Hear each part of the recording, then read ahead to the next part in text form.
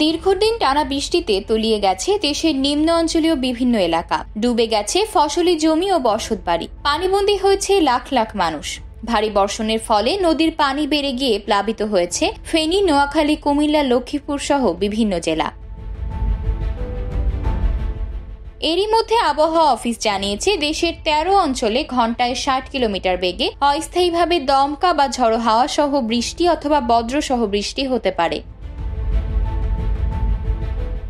বুধবার দুপুর ১টা পর্যন্ত দেশের অভ্যন্তরীণ নদীবন্দরগুলোর জন্য দেয়া আবহাওয়ার পূর্বাভাসে এই তথ্য জানানো হয়। এতে বলা হয়, টাঙ্গাইল, ময়মনসিংহ, ঢাকা, ফরিদপুর, যশোর, কুষ্টিয়া, খুলনা, বরিশাল, পটুয়াখালী, নোয়াখালী, কুমিল্লা, চট্টগ্রাম এবং সিলেট অঞ্চলের উপর দিয়ে দক্ষিণ দক্ষিণ পশ্চিম দিক থেকে ঘন্টায় ৪৫ থেকে ৬০ কিলোমিটার বেগে অস্থায়ীভাবে দমকা বা ঝড়ো হাওয়া সহ বৃষ্টি বা বজ্রসহ বৃষ্টি হতে পারে।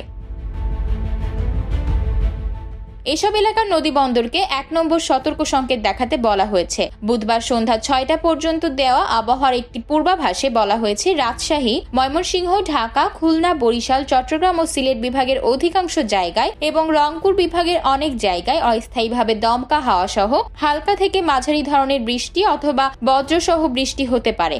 সেই সঙ্গে দেশের কোথাও কোথাও মাঝারি ধরনের ভারী থেকে অতি ভারী বর্ষণও হতে পারে। এছাড়া আগামী ৫ দিনের শেষের দিকে বৃষ্টিপাতের প্রবণতা কমে যেতে পারে বলে জানিয়েছে আবহাওয়া অফিস।